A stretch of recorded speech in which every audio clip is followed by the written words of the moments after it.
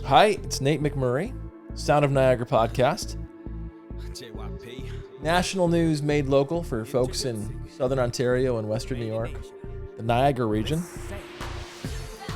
I want to talk about the madness over vaccines in Florida and RFK Jr., the New York City race, and the Epstein stuff. And I'll try to be efficient today. Thank you for the new listeners who follow me on YouTube, TikTok, Nate_McMurray, Facebook, not on X anymore, but everywhere else. Thanks for following me. I try to be everywhere. And I'm also trying to get control of my Instagram account again. I don't know what happened there. I don't have access right now. Let me say this to you. RFK Jr. is crazy, okay? I just need to say that outright, okay? He's a nut.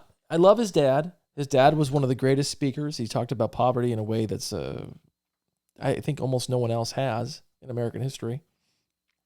He was a leader and a dreamer and a special person. His son is a selfish, weird man who wanted to eat a dead bear that he found on the road, who put a giant whale carcass on his car for some weird Dexter serial killer reason. Who knows why someone would do that? And then, just story after story, he allegedly ate a dog. There's so many weird things. But before I talk about how weird he is, I want to talk about what I think he represents. I think he represents this idea that thinness or the appearance of health or the outward expression of health, not internal health, not actual health, is a sign of purity. You see it among wealthy people more and more, like because they can afford to experiment or to go to the gym frequently, they become obsessed with bodily, their physique.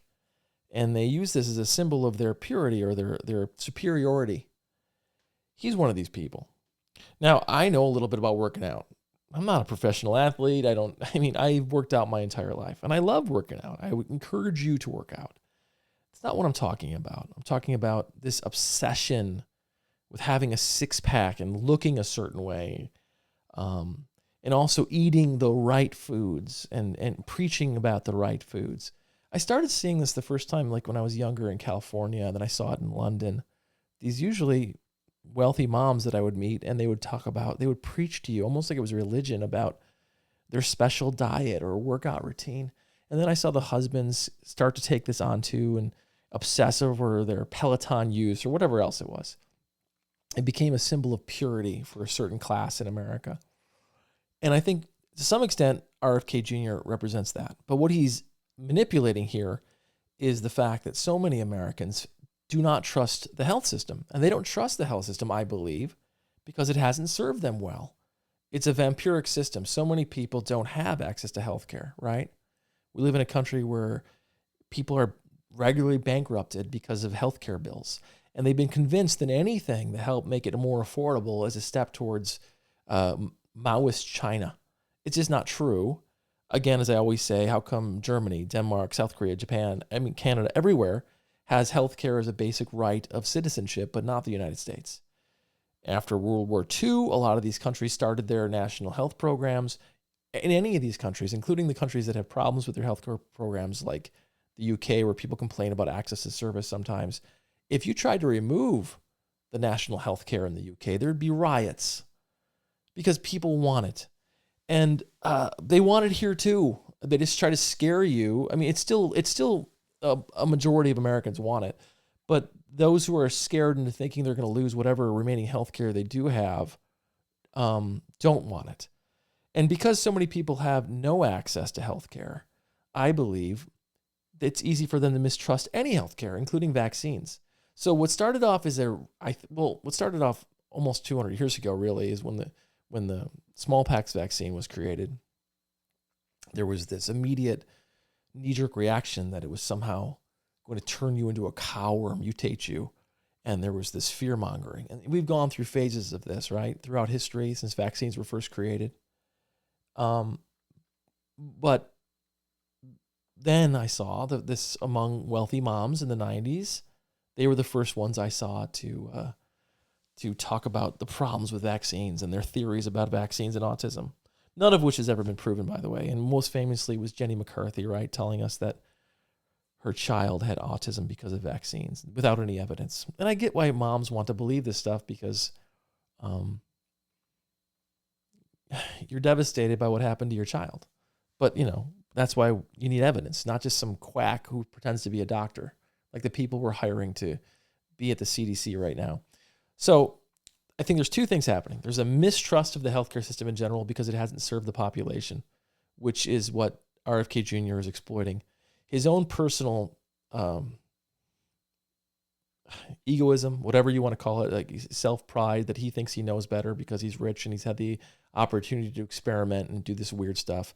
But let's just talk about who this man is. He's a self-proclaimed proud user of heroin in the past. He said he would still use it if it still worked for him. And he said for years it did make him a better and stronger person.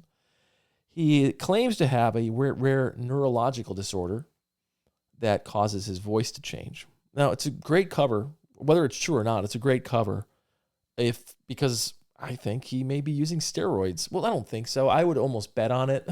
He uses the common... I mean, I don't have any evidence of this, but I mean, there's a lot of circumstantial evidence, I would say. He's in his 70s, and he says he goes for a walk once in a while and goes to the gym with jeans on, and somehow he maintains this very odd-looking body of knotted muscles. It doesn't look natural or healthy, really. It looks strange to me, if I'm honest. And he has this weird body, and he claims he barely works out. I mean, as someone who's worked out his entire life, I can tell you, I know what the body needs to have a certain amount of muscle mass, and casually going for a walk and then doing some chin-ups ain't going to do it. Ain't going to give you the type of muscle mass that RFK Jr. has in his 70s. He says he is taking TRT, testone replacement therapy, which is often the excuse that steroid users have. But I can tell you, steroids affects your voice. Most famously, you can see these female steroid users who have these deeper voices, but it does the same thing to men. Over time, it will destroy your voice. It will grind your voice up. So maybe he does have this rare neurological disorder that none of us ever heard of. But I would think there's some clear indications of substance abuse from a man who formerly told us that he loves using heroin. So he's a weird guy, okay? So he's a weird guy. Now he's in a position where he's able to force upon us his crazy theories about vaccines. Now, again, this is this fad thing that was on the left. It's almost like I see this. Sometimes I visit these guys out, and I always say this in rural New York. When I was running for Congress, I first saw this. They were extensively lefties, like the Back to Earth, Grove Farms, but they were right-wing people. They drank raw milk. They did all this stuff that the left wing first started, that I first saw in like bougie farmers markets. They were adopting. Somewhere the left and the right. If you go far enough to the left, it seems like the right meets. And no, I'm not saying that to degrade progressive ideas. I think we don't have enough progressive ideas in our country, and I'll get to that in a second. But you know what I'm saying. I think that there's some overlap on some of these extreme elements. Anyway, let's go to the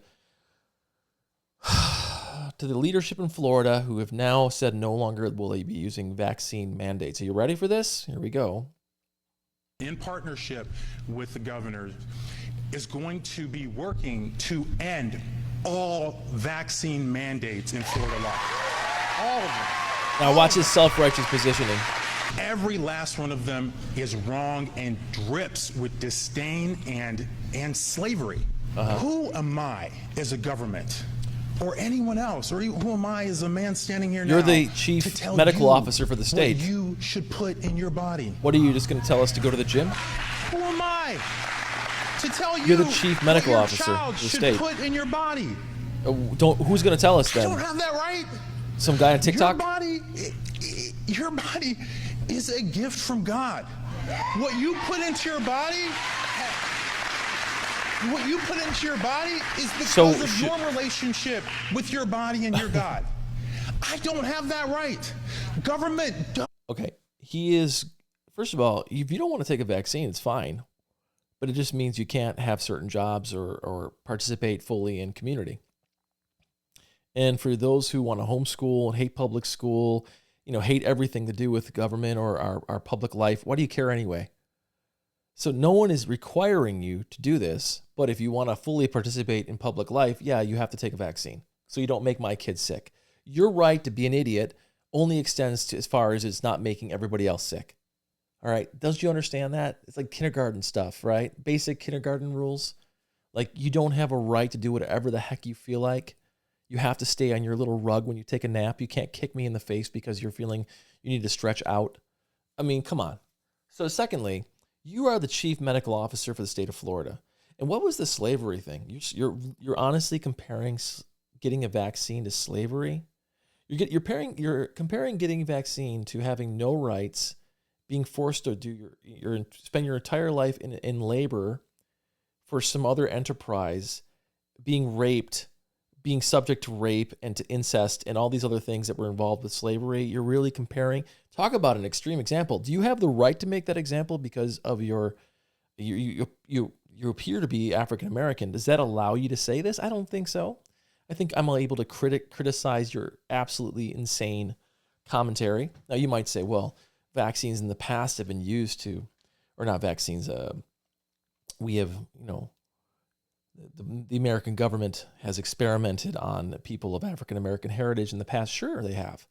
But are you claiming that our current vaccine regime, that my child and every developed country in the world is somehow related to those horrible moments in American history? You think my kid getting a polio vaccine is comparable to the experiments of smallpox on African American communities? I think that's outrageous. This is the problem with identity politics. He thinks, or the right dips in and out of identity politics when it suits their needs. They think that it is beyond.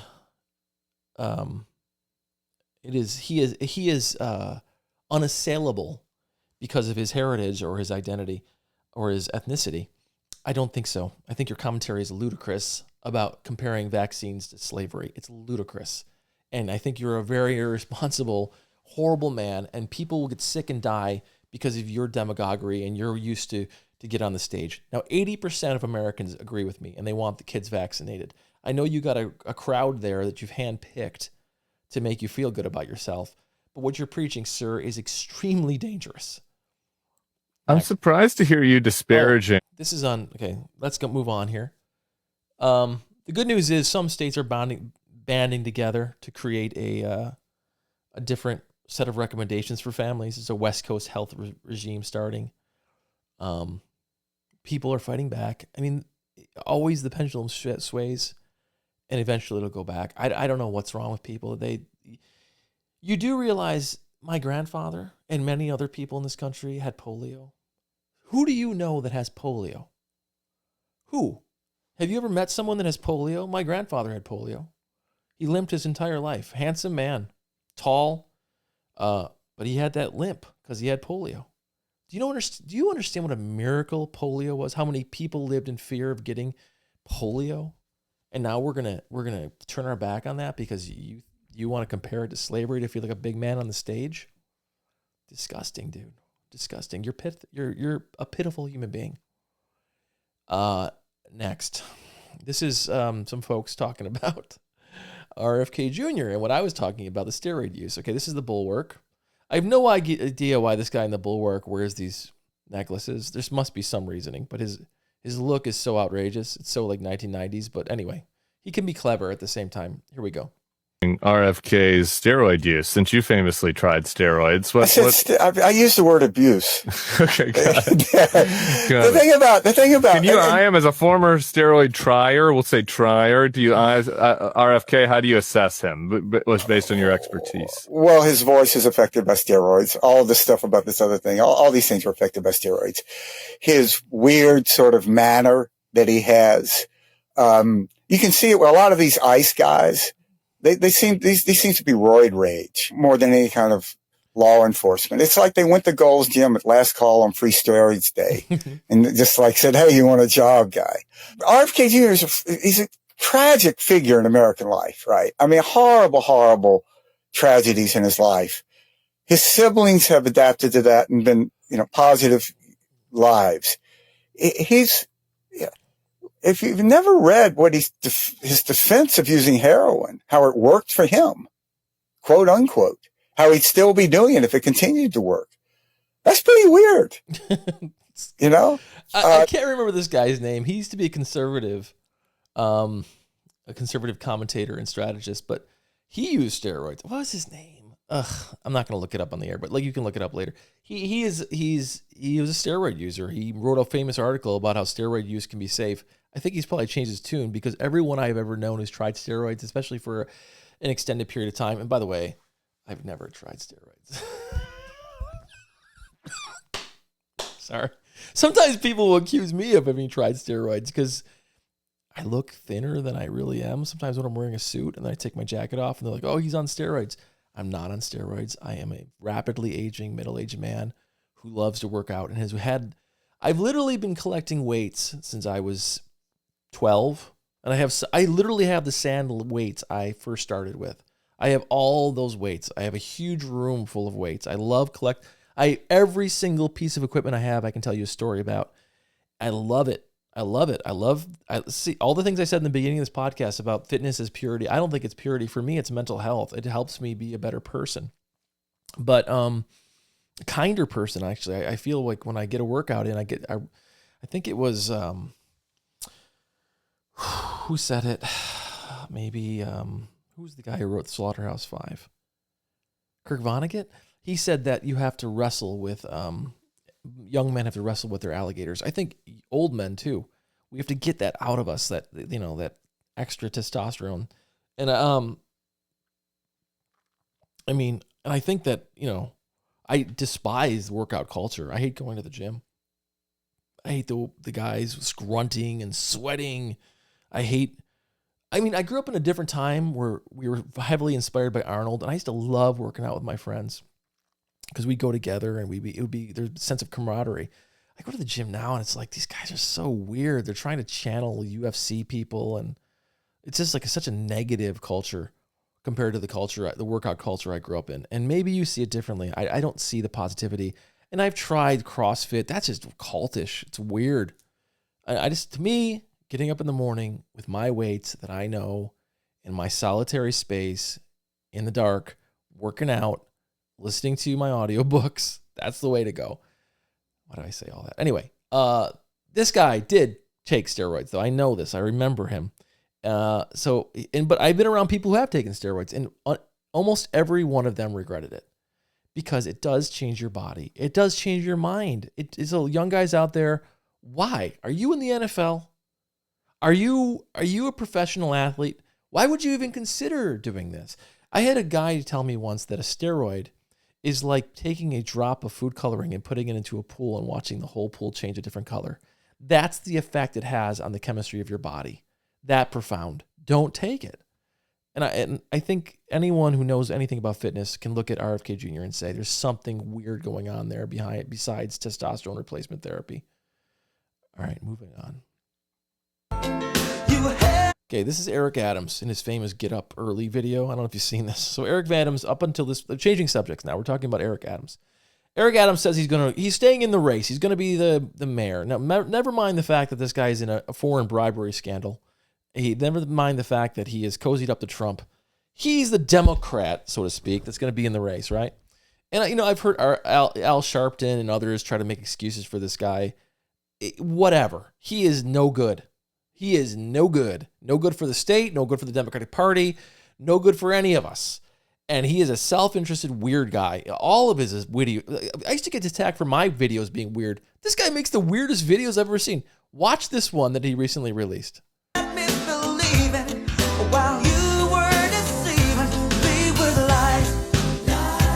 So, again, he's saying it's 8:30 a.m., but the clock says differently. I could have seen it in your eyes, but it's just a weird video. He made a video about his wake up routine. I again, to try to show what a hard worker he is for New York, but it was filmed in the middle of the day. It was all staged and weird. The guy is so weird. Everything he does is so weird. He's a crook, okay? He's a bona fide crook. And now Trump says, I'm going to let him I'm going to give him a job. I'm going to give him a job to get him out of the race. Now, why do they want to do that?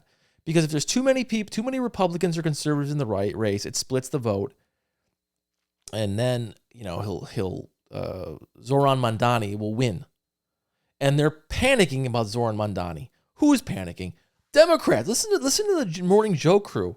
How Joe Scarborough and Mika, whatever her name is, Mika Brzezinski, are losing their mind over the fact that Zohran Mamdani might be the mayor of New York.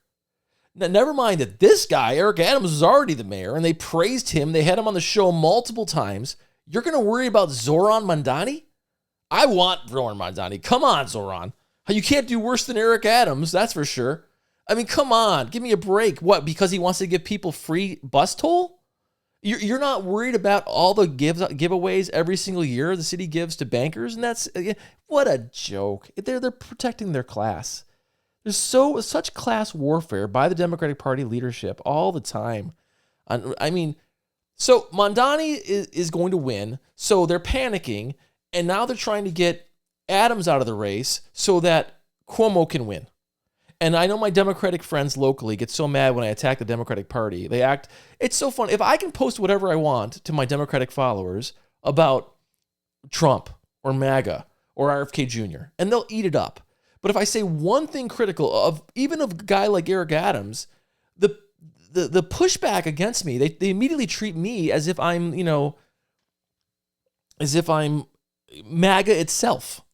There's just like this weird thing about the way the Democratic Party base is afraid to be self-critical. They think it's going to allow Trump to win. What allows Trump to win is not being critical of our leadership, not being critical of the Democratic Party, who pledged superdelegates to Hillary Clinton before there was ever a vote cast, and who openly strategized how they could undermine Bernie Sanders' religious beliefs and other beliefs so they could vilify him and get him out of the race, or the Democratic Party locally, who rallied around. I'm getting ahead of myself, getting excited here. So we had a similar situation to what happened in New York here in Buffalo. We had India Walton. She won the primary. I've met India. She's a sweet lady, okay? Doesn't mean I endorse every life decision she's ever had or everything she's ever done. I mean, everyone's made mistakes, but she's a sweet lady who loves the city, who wanted to make the city better. God, she's certainly done less horrible things than Eric Adams. Holy cow. I mean, and as far as I know, she hasn't done anything horrible. She seems like just a great lady. So she won the primary, and then everyone rallied around our 20-year in office mayor, who was a Democrat who lost, who was allegations of corruption left and right. The city is, mired in poverty and, fraud, waste, and abuse is everywhere in Western New York.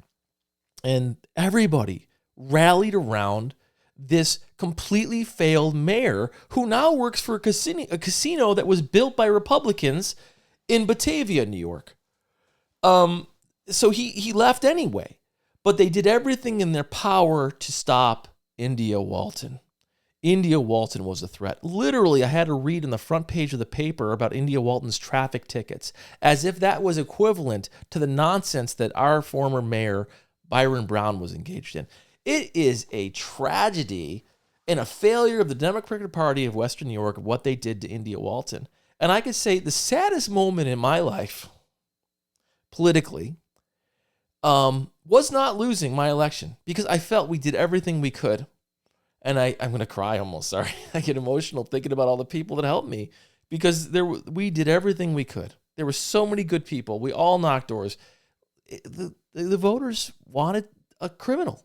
What can I do about it? And then they wanted an insurrectionist. What could I do? I did everything I could. I literally put my soul into both of those campaigns. And when you do that, it's like you have to be okay with the results. But the excitement that was in the room, I was in the room for India Walton's, the election night for India Walton. The excitement of those young people in the room in Buffalo was palpable. They thought this is the turning point, not only for Buffalo, but for our region. They felt, oh my gosh, our generation's taking over. We're going to do things differently. India's our leader. She's our avatar. She's our representative.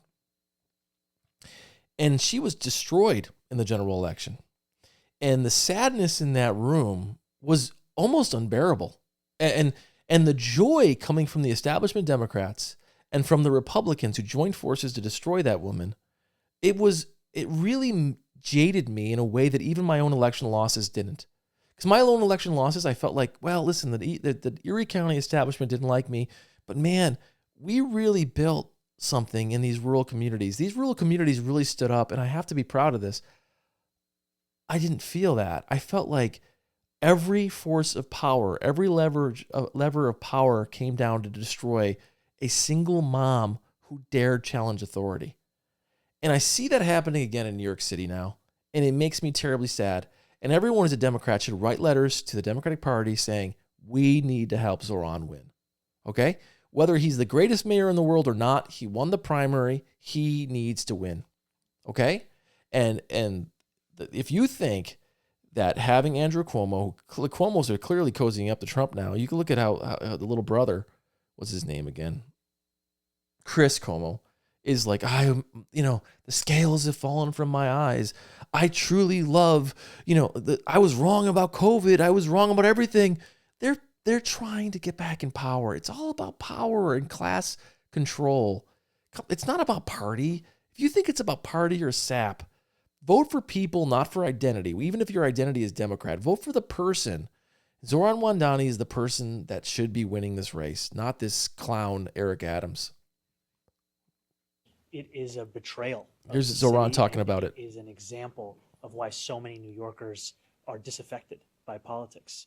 They do not see the relevance of a system which cares little for the struggles of their own lives, instead having conversations all about securing and maintaining power. Do you think that Andrew Cuomo could possibly be in communication with President Trump? Yes, I believe the New York Me Times too. Cuomo. And we've reached out to his office. He's not said anything yet. Would you like him to respond? Yes, I please. think he owes New Yorkers an answer as to why he has been working with the very president whose administration has detained and deported a 6-year-old middle school student from Jackson Heights and thrown millions of New Yorkers off of their health insurance and cut SNAP from hungry. What a joke Cuomo is. Oh, sorry. I get so mad. Remember Cuomo when I was criticizing him and all you guys were out there saying, oh, he's our leader. He's the best. He is the worst. Now, okay, I've said before, he got things done for me when I was a small town supervisor. I'm not going to lie. He listened to me, or at least his office listened to us on the island. But the guy is so personally corrupt and so driven by his own pride and ego that he would tear down the entire country to have his fiefdom back. And he would even cozy up to Trump, who he criticized so much to destroy this young man, 33 years old, who happens to think a little differently than him about economics. It's just gross. I have no respect for the establishment in New York State. I just don't. I personally dealt with them. Remember my situation with Cuomo. His crew called me. Call me into court, Andrew. We'll talk about it. Sue me for defamation if you have to. This happened. Your buddies called me, okay? What's that guy's name who AOC lost to? That guy called me. Higgins' staff called me. They offered me things to jump out of the race so you could dump Kathy Hochul into the race. And by the way, this date is wrong. Sorry about that. Get rid of that real quick. Just noticed that. Yeah, your team wanted to dump Kathy Hochul into an unwinnable race to destroy her politically. That's what happened. And so your crew, what's that idiot who lost? Oh, Joe Crowley, who lost to AOC. He called me. Higgins' team called me. Some of your staff called me and pressured me to jump out of the race and offered me things to jump out of the race. Why? Because they couldn't get rid of me because I was already on the ballot. So I had to agree to a position. The only loophole they had is to make me a judge. Yeah, that's what it was. And they were offering it. Let's get a polygraph out, guys. We'll talk about it. You were offering me it. And I said no, because I said it was wrong to the people who already got signatures for me and fought for me. And the next day, Cuomo comes to Buffalo and says I'm a terrible candidate. That's who Andrew Cuomo is. He is a mafiosa, and I don't care if he's Italian, Forget it. Think about the triad in Hong Kong. He is an underground crime-like figure who uses intimidation and fear to get people to do his bidding and to do his will. And if you don't play along, he breaks your legs. That's who Andrew Cuomo is. Okay? And that's what he's doing to Zohran Mamdani. Next subject.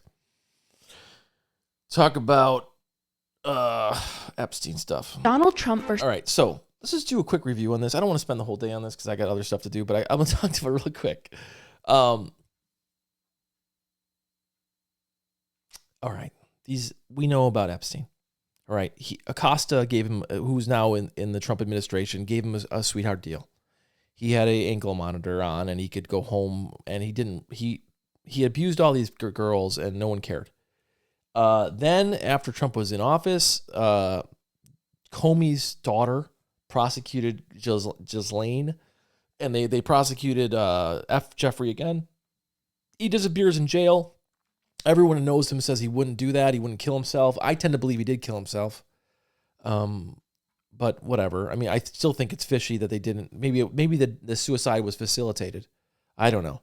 But then during the Trump runs for office, he implies that everyone who's a Democrat was involved in pedophilia and SA. And then he gets in office and he's like, "Oh, forget about all that. None of it matters. It's a hoax. It's a cover-up. It's nothing." He won't release the Epstein files. He says there is no list. Maybe there isn't any list. Just release the whole file. So they released video now. They said before they said they released the raw footage. Now they released different video. So you're like, well, which video is correct? What is going on? At the same time, Elon Musk says he's mentioned in the Epstein files. What does that mean? We don't know because he won't release the files.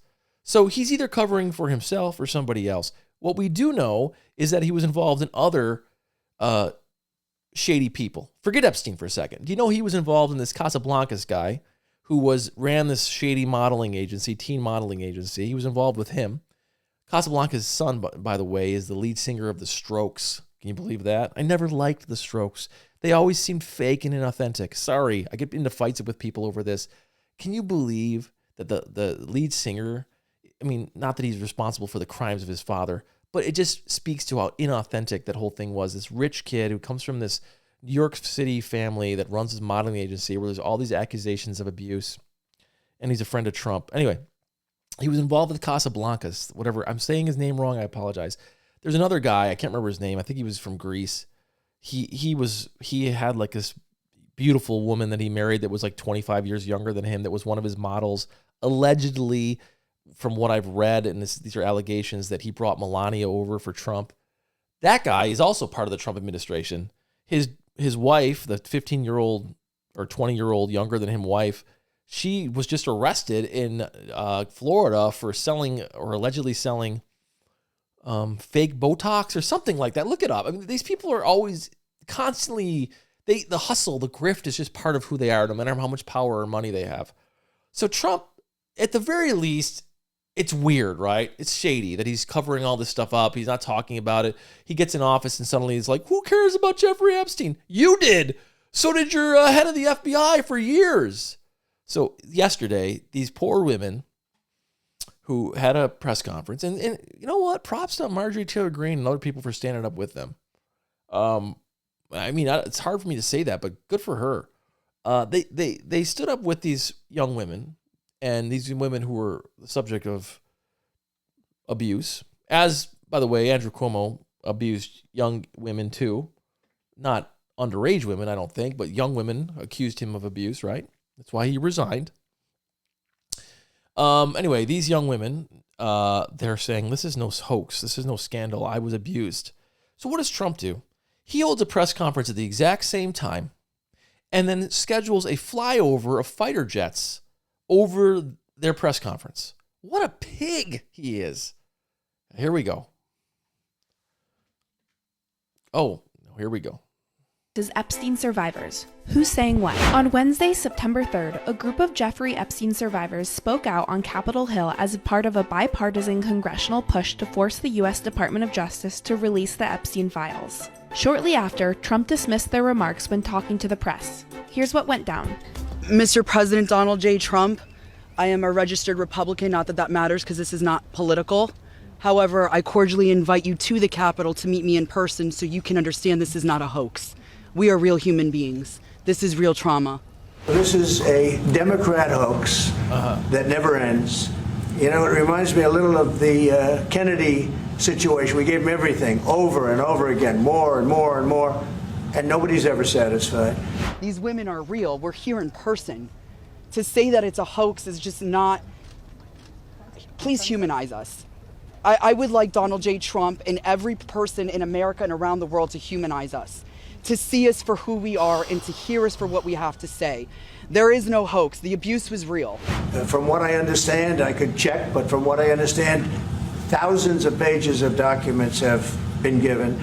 But it's really a Democrat hoax because they're trying to get people to talk about something that's totally irrelevant to the success that we've had as a nation since I've been president. Even if you look at D.C. right now, D.C., it's a totally safe zone. It's called a safe zone.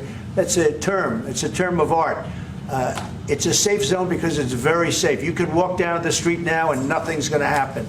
No crime, no murders, no nothing. Because we had a lot of problems with certain places, and we still do. All run by Democrats, or for the most part run by Democrats. So what they're trying to do with the Epstein hoax is get people to talk about that instead of speaking about the tremendous success like ending 7 wars. I ended 7. We forget how much this guy lies. He ended 7 wars? Modi, by the way, from India, doesn't think he did anything in Pakistan and India, by the way. There's a big fight between the two of them because he keeps saying he stopped the conflict there. This guy is crazy. What 7 wars? We're still in Ukraine, bro.